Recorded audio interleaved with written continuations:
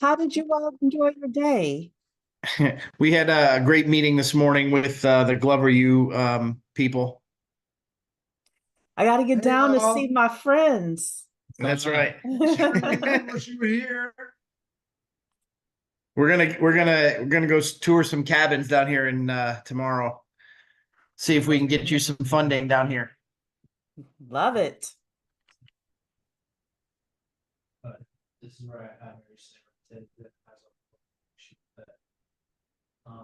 but this guy had me an edge when I'm cold calling or this is great. Where it's just first person, personal, get your notes on those, how fast. Okay. For whatever reason, I can't seem to do this in grid, so it's just going to be on my timeline, but that's okay. Um, Show Mark. oh, you know what? I heard something about Facebook no longer letting you stream directly to a group. So Got it. Maybe interesting. we just do the recording, send the recording over on a Oh post. yeah, yeah. So for tonight, I know that you have some things you want to go over. I have like 3 slides that I'm going to go Okay. over as well from the funding point of view. But this is very interactive, everybody. So you will be able to ask and answer questions. Ask questions as well of us. So first of all, it is 6 o'clock on the dot. We can get started as people are coming in. Welcome to tonight's session. This is all about maximizing your profit for your short-term rentals. And we have the expert in the house, Mr. Erin Kavanagh, is in the building to talk about ways that you are able to do that. I'm Cheree, I'm a lender. And Erin is a realtor, and he's also a short-term rental expert. So welcome, Erin. Hi there. Thank you for having me. Absolutely. So first of all, tell everybody a little bit about yourself. We know that you're in Knoxville today, but that's not usually where you Yeah, help we're people. in we're here for some real estate training and to in the Smoky Mountains. Knoxville area is about 35-40 minutes from the Smokies, Gatlinburg area tomorrow and see what other fun we can get into while we do real estates. But I wanted to share the photo of this cool place that we're staying in right here. We were just looking at the numbers for this one. The person purchased this property for 565,000 and then is renting it for about 325 a night. So, you know, not a bad opportunity. We're staying here 3 or 4 days. It's about $1,800, right? So So, how many you know, bedrooms, how many bathrooms? 5 beds, 3.5 baths. Very nice. Very nice. Yeah, and so what I like about this opportunity is number one, it's fun. To be honest with you, buying a place that people go to vacation or go to stay overnight, you always think about the things that you do while you're out and about and these experiences that people have, right? And so that's really what led me into this business. Obviously, COVID had a lot to do with that too. Honestly, it's one of those things where, everybody was able to get out of Dodge when the COVID thing was happening, as long as they could work from a remote location, had internet connection, their jobs were okay with that. So, a lot of, Airbnb's been around a long time, but really in my mind got kicked up around 2020, and has continued on since then. Now, I hear a lot of negative things. People say, well, it's oversaturated, there's this and that, but that's where we come in, right? You want to find the right partners that are going to help you maximize your opportunities to make some serious cash when you're talking about, buying an investment property. Great. And where do you usually assist people with purchasing? Yeah, so I live out in Clark County. So I'm in Berryville, Virginia. But I usually handle anything. It's between Winchester, Virginia, and Massanutten, JMU area. So the Shenandoah Valley is really what it is. But I've done opportunities in Colonial Beach. I've done Lake Anna. So I've done in a different few locations, but Lake Anna and Colonial Beach are 2.5, 3 hours ride. So it's a little different, but the numbers still work if depending on the property. Right, right. And CASA, which is the company where Erin is a part of, we have realtors, in a lot of different places. So definitely if, that area doesn't work for you, whatever, reach out to Erin anyway, say, this is where I'm looking to buy, because there are people we can connect you with, and ways that we're able to assist you. So, Yeah, and that's a big point. So with Airbnb, what I usually tell people is to be within a certain amount of time, distance to the property. So there's different loan programs. That's where you're going to come in that we can help people buy what.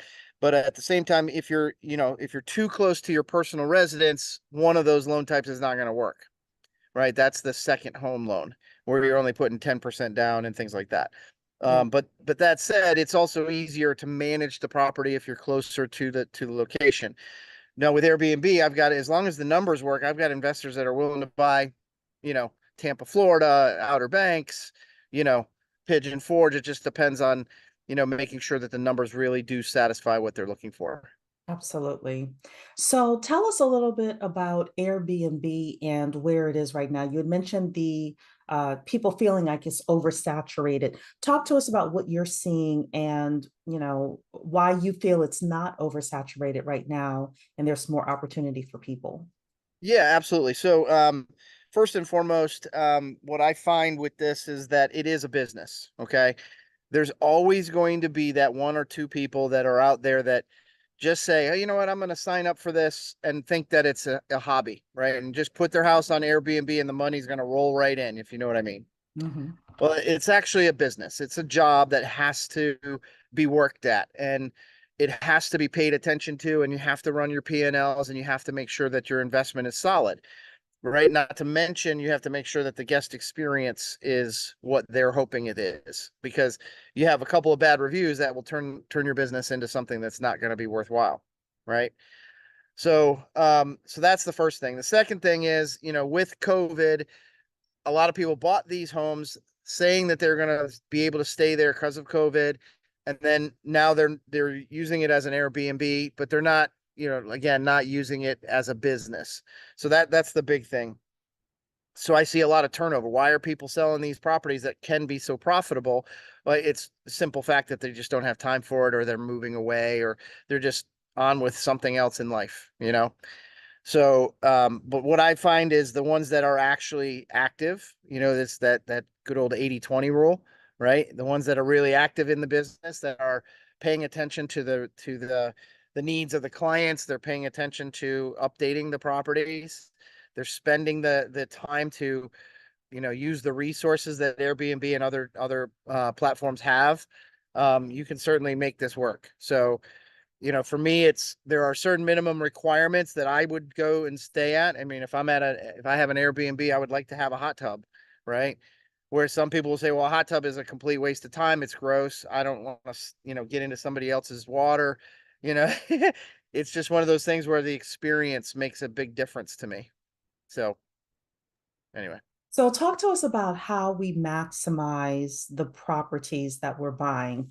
Is it location, first of all? Is it property selection? And then what Yeah, things do you do to absolutely. actually maximize those profits? So yeah, that's a great question, Cheree. So the honest answer is it's in the picking, right?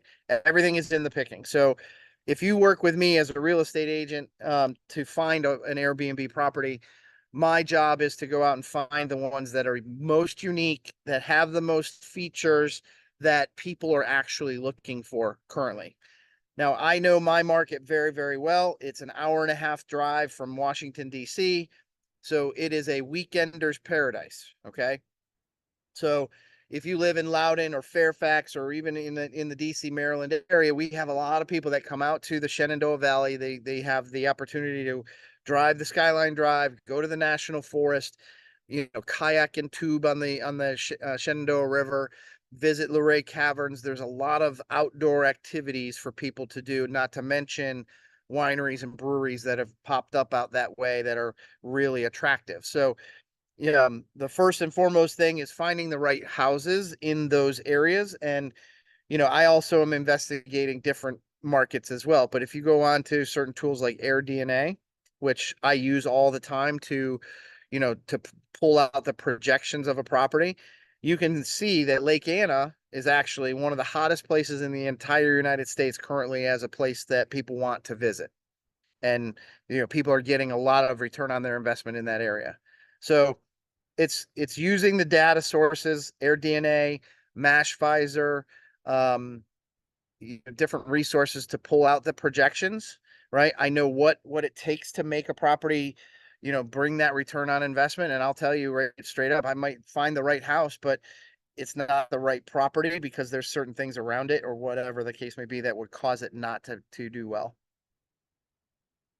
So how much money can people actually make if they run it like a business? And how does, because I know some of your projections that you have for people, Yeah, like, you mentioned, for example, a hot tub. Some people right. may want a hot tub, some people may not, but drill Yeah, down a little bit more into like some of the amenities that people who are willing to pay top dollar, yeah, pay, and then how you translate that into being able to make much more money than Air DNA. sure. And I'm sorry, everybody, put a 1 in the chat if you know what Air DNA is. Put a 2 in the chat if you do not know what it is, because we don't want to assume that people know what Air DNA is. So, Yeah, um, airdna.co.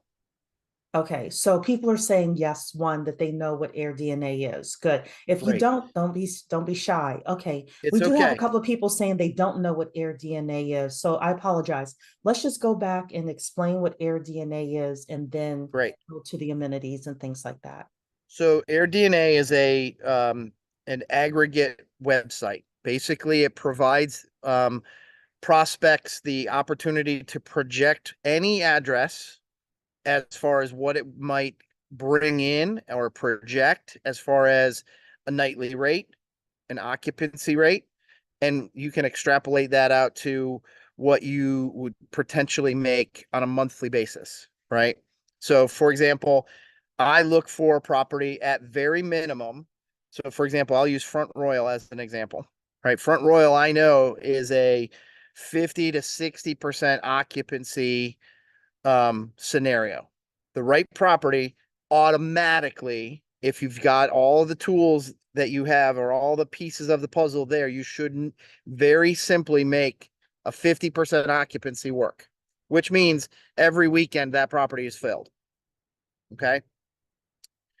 The amenities that you have with that property, the hot tub, the spa, the saunas, the other things that are causing them to book your property, whether it's on the river or it's got a great view or something like that.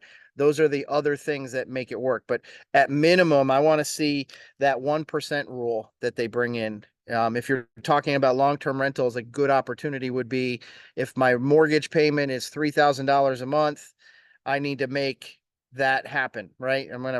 That whatever the 1% rule is, right? So I use 50% occupancy as my 1% rule. So if I buy a $300,000 house, I want to minimally make $3,000 each month. Okay. Secondarily, if I'm going to make a cash return on this, I need to then say, okay, I'm going to double that. So I buy a $300,000 house. I want to make at minimum $60,000 in income, gross income, annually. Right. And that should provide me a 15 to 20% cash on return. Yes, Yvette, this is being recorded. Yes, it is. So the 1% rule is interesting because there are a lot of properties now that don't get 1%. Right. If you were to buy that $300,000 property and you were to rent it out to a long-term tenant, especially with the interest rates the way that they are right now, most likely you're not going to get $3,000 a Right. month for that long-term rental. So that's the reason why people will choose to do short-term rentals. But I think where people get it wrong is that they select the wrong property, or they select the wrong location, or they don't run it as a business in such a way that it will get them break even, if not more. Yeah, So that's the thing. And then there's a couple of other factors that play into this too. So I also want to find a property. For example, if we use Front Royal as an example, there is a 90-day permitting process that has got to go through the county. And at any moment, a homeowner that lives near that property can come up and complain and say, I don't want this near my home. And the county takes that seriously, and you may not, but you can't submit the permit until you get the property, right? So you may or may not get that rental up and running. So now you have an asset that can produce, but now you don't get the permit, and so now they're not going to allow you to put it on Airbnb. So I'm looking at all of the factors. Okay, so the first thing is, can it be a short-term rental? Absolutely. We have to go through the 90-day permitting process. We're going to help you do that. We're going to make sure that we have all the dots and I's and T's, everything that needs to happen done so that you get the best potential outcome. And then secondarily, if that doesn't work, then we slide back into what we call the midterm rental game, right? We try to maximize the amount of money that you can get for that property so that you're not absolutely losing. And what is a medium term rental? Anything more than 30 days. Yeah, so it's basically 30 days to a year. Yeah, correct. So it's basically a month-to-month opportunity. We see these things like Furnished Finder. There's another website called ALO or ALE Solutions. ALE Solutions. It's an insurance provider website where somebody, for example, their house burned down or they have a massive flood. The insurance company houses them someplace. They use that site to find a property, and then the insurance company will pay for it while you live there. Yeah, so we have a woman coming in a couple of weeks named Jamie Banks, who is an expert in medium-term rentals, and we'll make sure to get that information out to everybody so you can come and talk with her as well. Yep. Going back, Erin, to running this as a business. So Sure. the average, quote unquote, investor, let's say we have a property where the average investor would get $30,000 a year, yet you are super agent and you Yeah. know how to help people, let's say, get 60,000 a year, or double that. Right. How? Like what are some of the things that we should know that you can help? Absolutely. So after the property, you've got it all, furnished, the house is ready to go. My suggestion, if you're not, so this depends on your strategy, right? So if you're going after, self-management, which a lot of people do for tax purposes, right? They want to try this out on their own. That's fine. What I found is, you can certainly perform and do very, very well as long as you are responsive. So when a guest checks in, you have to be there to answer the call if there's a problem, or respond to an email or text that comes through Airbnb, right? So you have to be on call. So if you're willing to do that, great. If you're then dealing with, hey, something broke and you know how to handle, certain circumstances, like for example, we have a well at one of our properties and it broke, and the water that was coming out of the pipes was muddy and brown, even though we had a huge filter. So that one was a really bad circumstance, but something that we were able to fix right away for the next client. We refunded them the deal, but basically how to handle certain circumstances as things approach. So I'm using a tool called Price Labs, which is a dynamic pricing tool that will help you. Basically, it goes out to the marketplace. It looks at what all the different booking sites. You have Airbnb, VRBO, and Booking.com. Those are the three main platforms. And they analyze the prices of all your competitors in that area, and they give you the average night's stay, what it should cost, and things like that. So if you're managing that properly, the tool itself will lower and raise your prices depending on what's going on for that particular night. So weekends might be more expensive. Weekdays are going to be less expensive. But we're still trying to average out our nightly rate to, at minimally, make that what's it called? The 20% happen. That's the goal. So for example, I had one client that was managing it himself. He lives in Seattle, Washington. He's able to do all the things that you need to do, but he called me after about a year on the market on Airbnb. He says, I did pretty well. I was averaging about 4,500 in gross revenues every month. I said, well, okay, well, what are your expenses? He's like, I have no idea. I'm like, what do you mean you have no idea? I thought you were you know, running this like a business. He's like, well, I haven't done my P&L since the first month. And so that was the first step. We got to get him into what are your expenses, looking at and making sure that you're running it like a business. So you can keep your expenses as low as possible, but not uncomfortable for the guest. Right. And then we needed to increase his occupancy rate and things like that. So I brought in one of my clients. His name's Corey, and Corey is a co-host. And Corey did a few tweaks on Price Labs behind the scenes. And now this particular property went from $4,500 a month to about $9,000 in gross revenues just by doing a few tweaks behind the scenes.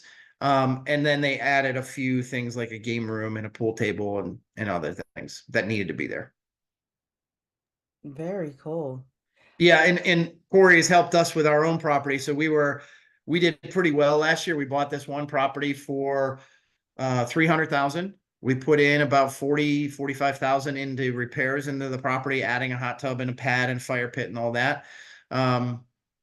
We generated in our first year, we did all the P&Ls, we did everything right. We made 53,000 in gross revenues. So not a bad thing. Now this is 1,000 square feet, 2-bed, 1-bath with it's an A-frame with a little loft bed. So it only sleeps 6. So it's limited in what it can produce, but it was really close to what we wanted it to be. Our monthly expenses with our payments and everything like that, because we use hard money to buy the house.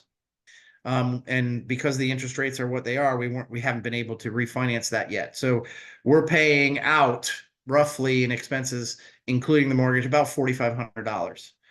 So we were averaging between 3,000 and 5,500. That was our best month last year. This particular May, last month, we did $6,600 just with a few tweaks in gross income.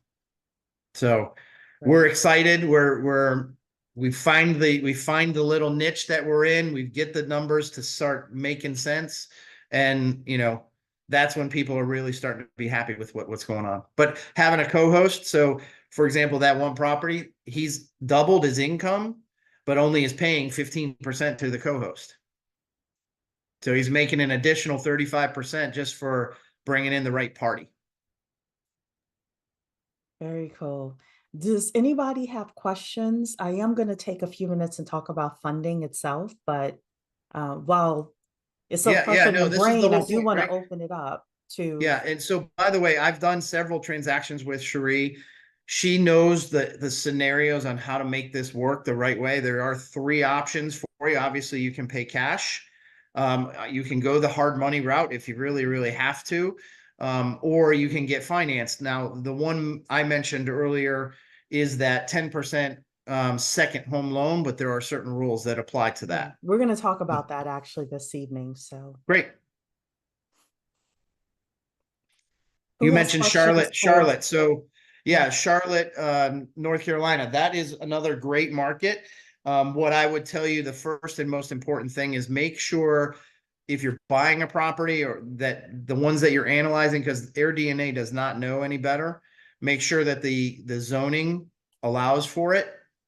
And or if there's an HOA, make sure that it's not something that they can take away from you.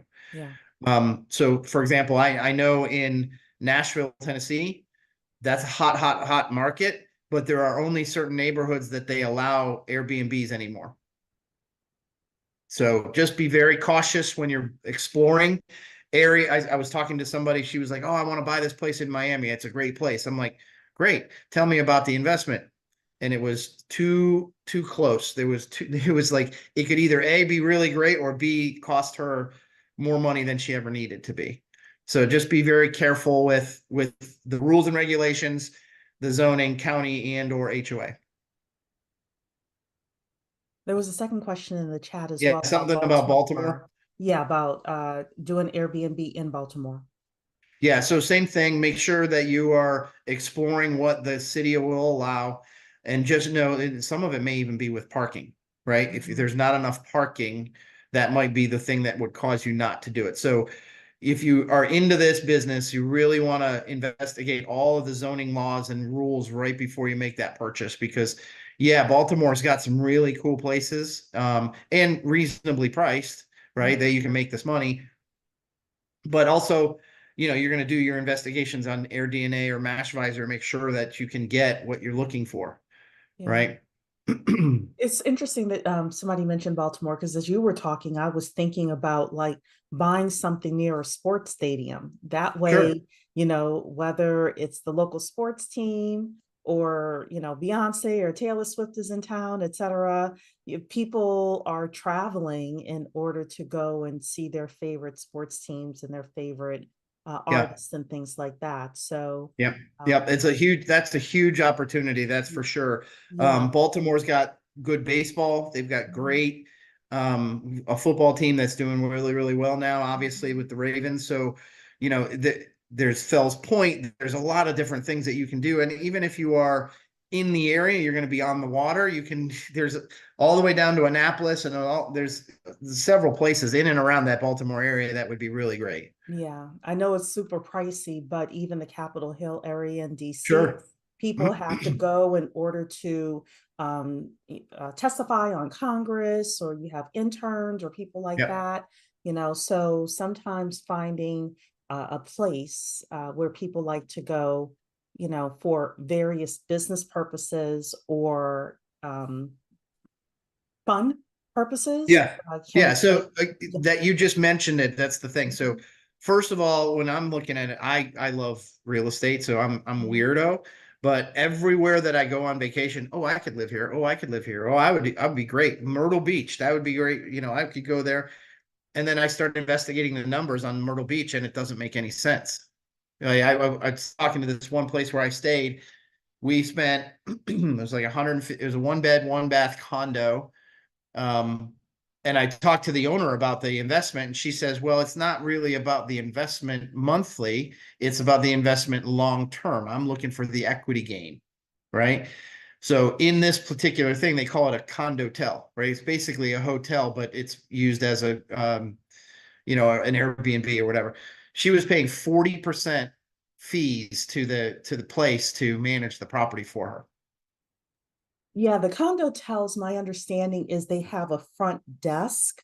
So Right. it's like a hotel, but it's actually condos where people own the That's right. apartment or the suite. Yes. That's right. So I have a couple of lenders that do those. I just never have worked with anybody with regards to those, but that's interesting. So Yeah. So um Jason, I would tell you it's anywhere from 10% to 25 would be okay. And like I said, some of those condo hotels are up to 35-40%, depending on where you're located. yeah, as long as you can make the numbers work, then great. If it's a condo hotel, but it's in some super hot place that, it works, Right. then yeah, great. Well, and if you're going to use it so again, I need cash flow, right? I want passive income. I want, $5,000 a month, whatever that is, right? Mhm. That's one strategy. The other strategy is I want to go there with my family and spend a week there twice a year, right? That's the second strategy. The third strategy is as long as I'm paying the bill, I don't have to worry about it. I'm going to use the equity gain and the tax benefits from owning the property. That's a third strategy. So we really dig deep into what it is that you're looking for, Mhm. and try to get as many of those as we can hit. Yeah. Well, I do want to take a few minutes and just share my screen really quickly and go through a couple of the funding options for everybody. So this is specifically funding for your short-term rentals. First thing is I am a licensed mortgage loan officer in Maryland, DC, and Virginia. However, your short-term rentals are investment properties, so I can do those for you nationwide. Um, so I'm going to actually just share two specific loan programs today. The first is the short-term rental DSCR loans. And then the second is the vacation home or second home loan. So let's take a look at these really quickly. The first is the DSCR loan. DSCR stands for debt service coverage ratio. Fancy term, simple meaning. It means for every dollar that you're going to spend in your mortgage, that includes your principal, interest, taxes, insurance, and any HOA or condo fees, you need to have at least $1 in rental income coming in. So the DSCR loans are typically meant for long-term rentals. However, now there are some lenders that will loan on your short-term rentals. And the reason that's significant is because your short-term rentals through AirDNA typically have a higher rental income than your long-term rental expected rental income. So I have 2 lenders now that specifically do the short-term DSCR rentals. Credit needs to be about 660 plus. You can be a beginner and still get these loans, which is a really great thing. This is a very important piece with regards to location. You can either have your property located in the city, in a suburb, or in a rural area. I will admit, the more rural your property is, the fewer options you have. The reason you have to think about it from the lender's point of view, if for whatever reason something happens with the property, you're no longer able to make the payments, they don't have as many options with regards to who to sell that property to than if you were in the city somewhere. So you're going to have to pay a higher down payment if you have a property in a rural area versus a city or a suburb. So down payments now, anywhere from 20 to 30%. Sometimes they can be more. It really just depends. But this is where you would come to me and we would actually put together a scenario and I would price it out with the specific lender. Your interest rates are going to be higher than a primary home, usually about 1% higher. Right now, I'm quoting anywhere from 8 to 9%, 9.5%. Even I heard from one lender with regards to a DSCR loan. So you just have to expect that as part of the process. But the great thing about DSCR loans, these are investment loans. You can close these loans in an LLC. All right. So the second loan that's available is the vacation home loan or the second home loan. These are conventional loans that are available to you. Again, you can be a beginner, you could be experienced, and get these home loans. What happens with the vacation home is it does need to be 50 miles away from your primary residence. You do have to stay at the property for some portion of the year, depending on the loan program. It can be as little as 14 days sometimes, all the way up to I've heard up to you have to have control over 50% of the time. So it depends on the loan program. You cannot do a long-term lease on a property that is going to be a second home or a vacation home. However, you can do short-term rentals with these. So let's say you and your family, you're going to, this property is 70 miles away, for example, and you're going to stay there 3 weekends out of the year, right? And then the rest of the time, you're going to rent it out to other people. As long as, again, you don't lease it out to a property manager or something like that, you can actually get the vacation home loan with a 10% down payment. You are going to have a slightly higher interest rate than if you're buying a primary home, about 0.25% to 0.5% more. It is a conventional loan, so we are going to look at your debt to income ratio. So your income does need to be high enough and your debt needs to be regulated enough where you are eligible for these loans. And then the final thing is these loans cannot close in an LLC. So if closing in an LLC is important to you, then you're going to need to go through the DSCR loan. Final questions you might have is refinancing. Yes, you are able to refinance the DSCR loans. Yes, you are able to refinance these vacation home loans as well. So that may be a strategy for you to get in through the for example, the vacation home loan, and then turn it into into an investment property if that's what you choose to do. Also, another thing with the refinancing is that today you might have to put down, let's say 30%, but as you work with Erin and you maximize your income, we're able to take your actual income over a 12-month period and show that to the lender.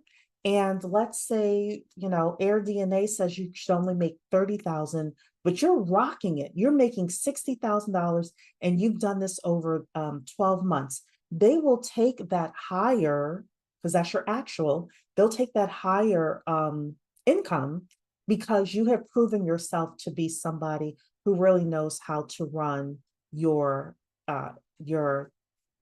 short-term rental. So the final thing is, okay, Cheree, yes, you told me what's the lending process. Just overall, you're going to apply. We have an 8-minute application that you would need to do. Super simple information that we would need. We can get you a pre-approval letter, and that pre-approval letter is going to be based on your credit score and your cash to close. So how much money do you have for down payment and closing costs? Okay.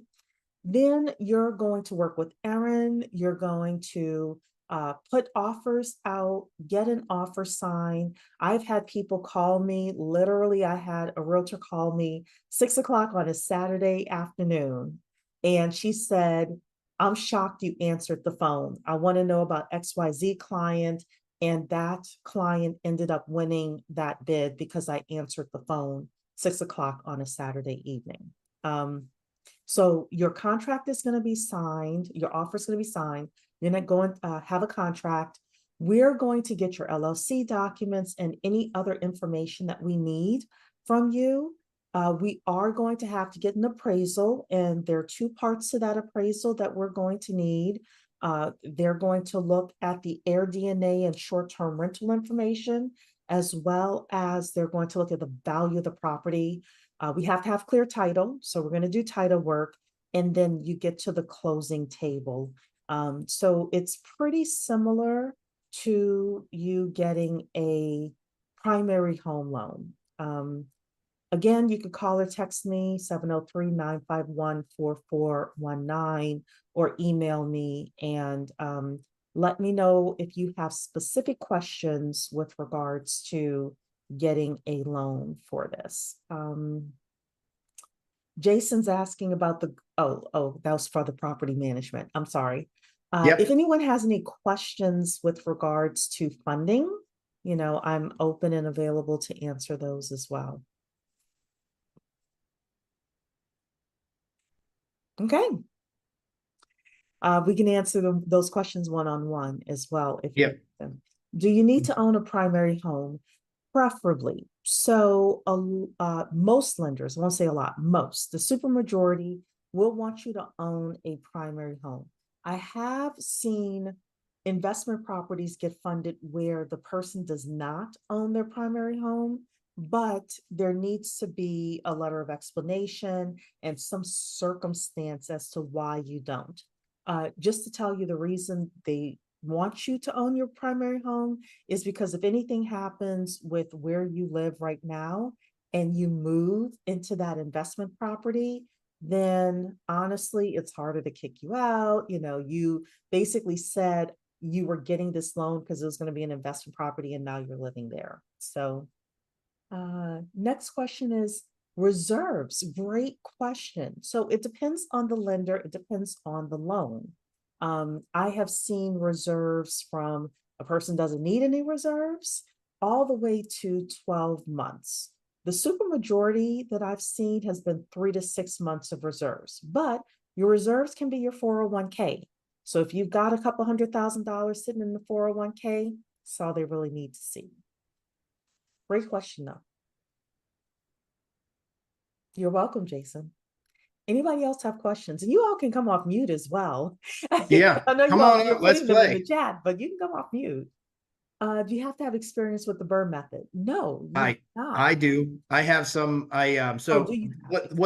so what that means is, you're going to buy a property for below market value. You're going to do some renovations, and then you're going to, what's your exit strategy? Are you going to rent it full time? Are you going to rent it midterm or even short term? I've seen it all the way around. Every property is going to require some kind of update based on what you want to do to the house, right? It's also going to provide, I'm looking every day at what's most turnkey for most people, because they have the down payment, but they don't have the money for the furniture. They don't want to do certain things, right? So that will make them the most profitable. So I'm looking every single day for things that are more turnkey. But then there is the investor that, we've done it. We bought a house that, our partners, Rob and I, they bought a house. They completely renovated it. It's absolutely gorgeous. But they spent a lot more money than they needed to, in my opinion, and still don't have a hot tub. But that's just between me, and don't tell them I said that. But yeah, you can do, yeah. So self-directed IRA, that's another avenue to get your down payments, to use Yes. that cash. Yeah, all of that. So with the Pay burn yourself method, back. yeah, with the burn method, I will say that you do want to have your lender like strategize with regards to the refinancing before you buy the property, if you're going to do the burn method, because oftentimes I have a calculator for the burn method. And oftentimes what I find is by the time you pay the closing costs for both the buying and rehabbing and the refinancing, um, you don't have as much cushion or as much profit as you would like. Or I have clients who refinance and they can't get their money, their down payment out of the property, or they can't get it all out or enough of it out where it makes sense. So what do I mean by that? When you refinance, most of the time you are capped at 70%, sometimes 75% of the after renovation value of the property. So when you buy and rehab, oftentimes, these are the numbers that I see, oftentimes when by the time you refinance, then your money is still in the property. And that defeats the purpose of repeat, the last R of the BRRRR. So it's not that BRRRR isn't a great strategy. It just you just need to double check your numbers. It's a longer term situation, because you're going to take the income, since the outlay, your expenses are less, right? Because you bought it lower. So what's going to happen is you're going to take more money in, right, in your gross, and then you just have to save it and shove it away. Yeah. So that's just something to think about, especially with the interest rates the way they are right now. I doubt they'll ever get back down to 2%, 3%. But with the interest rates the way they are right now, sometimes the refinance doesn't work, the way that you think it will. The other thing about the self-directed IRAs, and again, these are great questions. Remember, it's an IRA, which means that it is for your retirement. So if you are going to buy something from your self-directed IRA, first of all, you need to check the rules within your self-directed IRA, because I do have a lender that will loan what they call non-recourse loans. Sometimes your self-directed IRAs require that if you're going to get funding, and you're going to use your self-directed IRA, they may say you could do it, but you have to have a non-recourse loan and lender. The supermajority of lenders do not do non-recourse. Okay. But I do have one that does. So the other thing is that, let's say you have, put your money in from your self-directed IRA as a down payment. That property is owned by your self-directed IRA. That means all profits that you make goes back into the self-directed IRA, and you cannot live off of that money until you retire and get to retirement age. So just be aware of that as your strategy as well. But these are great questions. I know somebody came off on Oh, camera. You oh have a no, question? that was Ben. Yes, that was me. Hey, Ben. Hey, how's it going? Hey, Good. sorry I joined the call about 10 minutes late. Erin, what is it that you do? I'm a realtor. I help Okay. you find and acquire the short-term rentals. I focus on that specifically. Oh, okay, awesome. Yeah, because I'm located in Alexandria Okay. and I'm an Airbnb host here, and I'm looking to expand my real estate portfolio, You want to come out to the Shenandoah? perhaps. That's that's my bread and butter. That's what I do all day long. So it's anything that I send you would be at minimum of 50% occupancy minimum. And the Okay. projections will range from 1%, like I was talking, that 1% rule to 20%, cash on cash. So, I know that market very well. I don't know down, Old Town Alexandria as well. I do know the rules in Loudoun and Fairfax are a little bit tight and restrictive as far as Airbnb is concerned. But Old Town Alexandria is a great location. I haven't looked into Arlington or, I know DC's got a little bit of restriction as well. Yep. And so after this call, are you going to send an email out? How do I get your contact information? Yeah, I can give it to you right now if you want to write it down. But I'm sure Cheree we've got this recorded so we can do that too. But Erin Kavanagh, and it's Erin at thecasagroup.com. And it's Oh, it's easy. Okay. yeah, casagroup.com. And my cell phone is 703-431-8310. All right, awesome. And I'm happy to talk to you through it, share you. I've sold 8 Airbnbs this year already, even with the interest rates the way that they are. The And do you investors that find I'm working, AirDNA to be more helpful than just Airbnb.com? yeah, great question. I use so take it with a grain of salt, please. Projections are exactly what they are. So I use Right. 3 different sources. I use Rabu, I Yep. use Mashvisor, and I use AirDNA. And then I kind of get a picture of what's going on with that. So all 3 of them will come up with a different price, right? Different Yep. occupancies and all of that. What I know, and the people that I know are doing double what is coming out of those projections. Exactly. So, Yeah, that's the issue I found. For example, with Rabu, like if there's an Airbnb 5 minutes down the road from me, well, their pictures suck and they don't have the amenities that I have. But this those goes right websites, back to what I was talking about. It's a fly-by-night investor that doesn't know what they're doing. They're exactly. trying to save money at every angle that they can. I tell people, listen, when I do a real estate listing, I'm a listing agent. We spend about 850 to $9,000 on photos. So that's Yep. just for a listing. So if you want to make some money, you have to have a drone. You have to have day and night photos. You have to have pictures of the amenities around that. And you can't just use your cell phone. It's Right. got to be professionally done. All right, awesome. I appreciate you answering those questions for me. I'll definitely reach Sure. out after this. Yeah, but there's another one. Every door something. I haven't used that one yet. Every door something. Anyway, I'll figure it out and I'll tell you about it. All right. Yeah. By the way, I'm listening to podcasts from different sources. So every single day I'm into listening to what the trends are. I am listening to what markets are hot.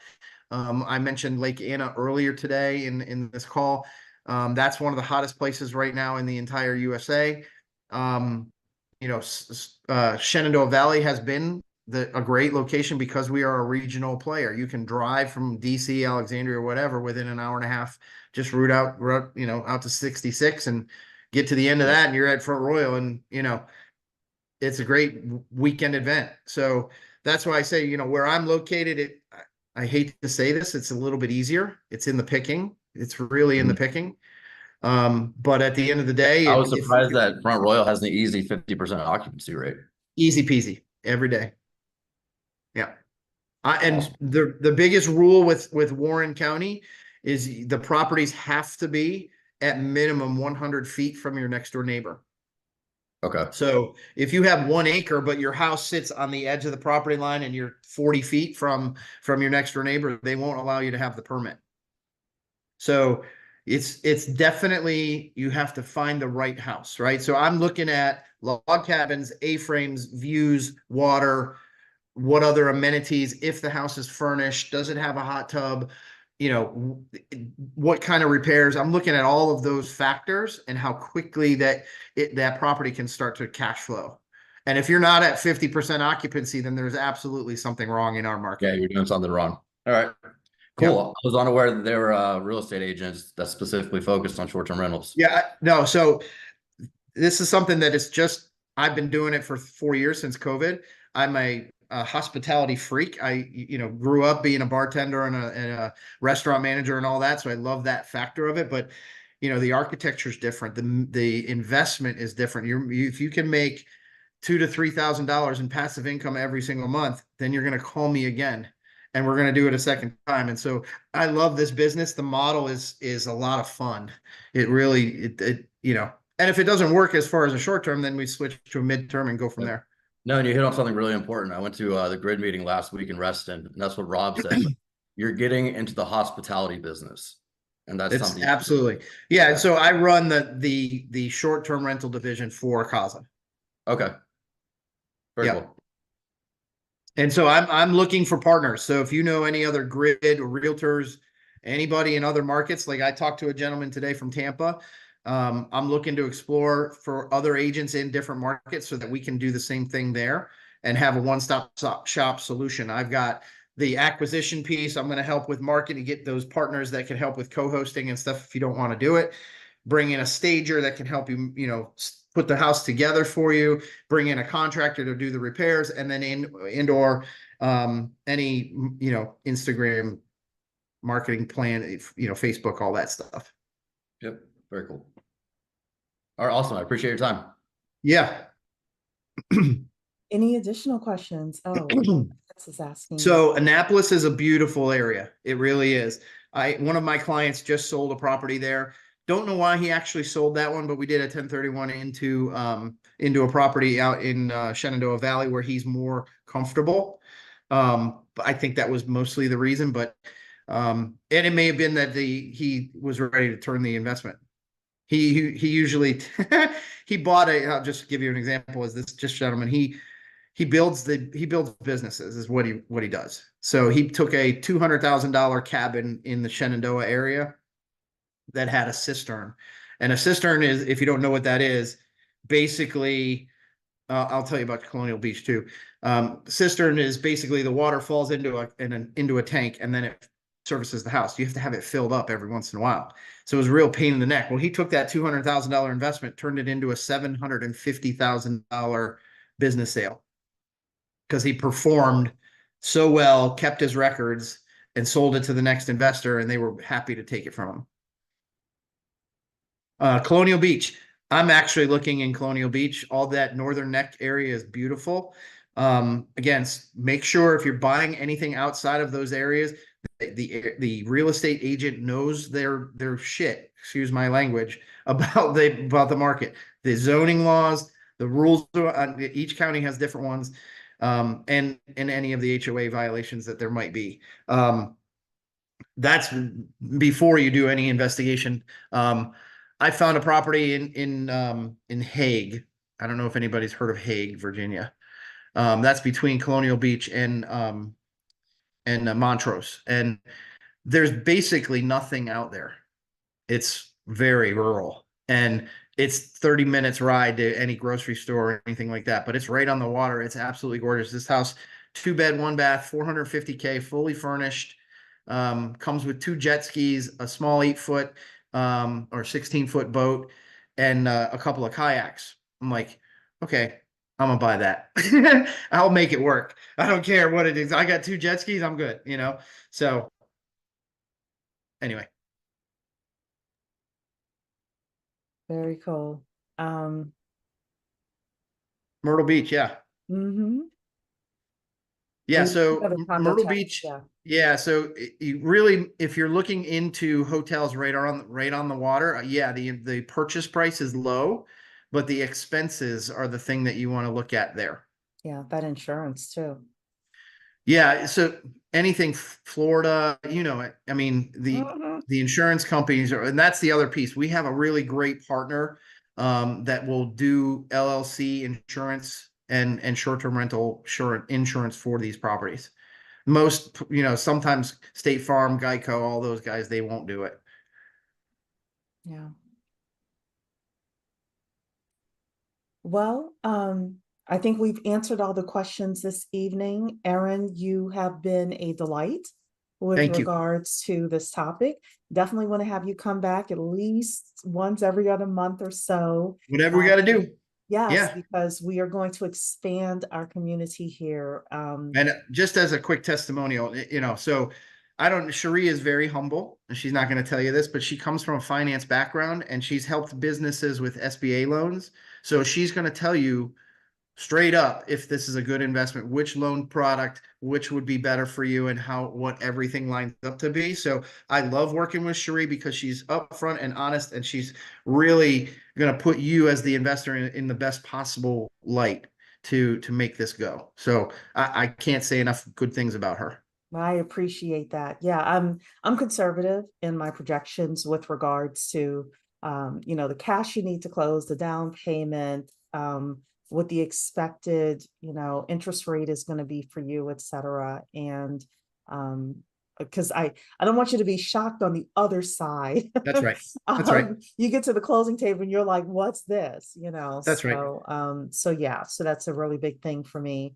The other thing is because I did SBA loans for so long, I know how to think like an underwriter, and we know how to get in front of any issues that might come up within your file or with the property itself. So Absolutely. it's a really big thing.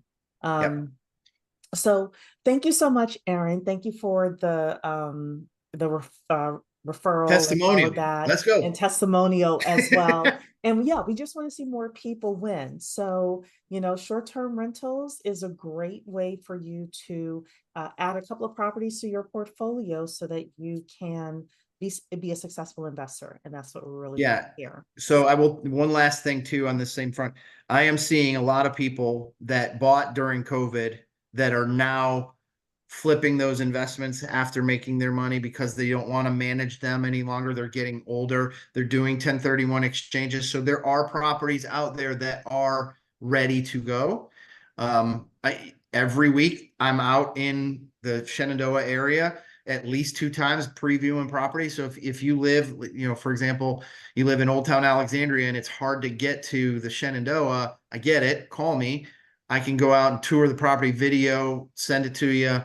We can connect as to what my thoughts are, and then you can decide on the investment, right? Because a lot of times these properties are still being rented during the weekends, and it's hard, especially if you work during the day, to drive 2.5 hours, an hour and a half to Shenandoah to take a look at this stuff. So just, I'm here to help. If you've got a property that you're investigating in other markets, I will reach out to other real estate agents. I'm looking to build that team there. So I'm here to help. Yeah, definitely use Erin. He's a man of integrity and he's going to tell you like it is. So yes, leverage us as the Gridiverse with regards to helping you. That's what we're Absolutely. here for. So, all Yep. right, everybody. Well, thank you so much. And we will see you. I think in the next couple of weeks is when our next person is coming in. Take care. See ya. Bye.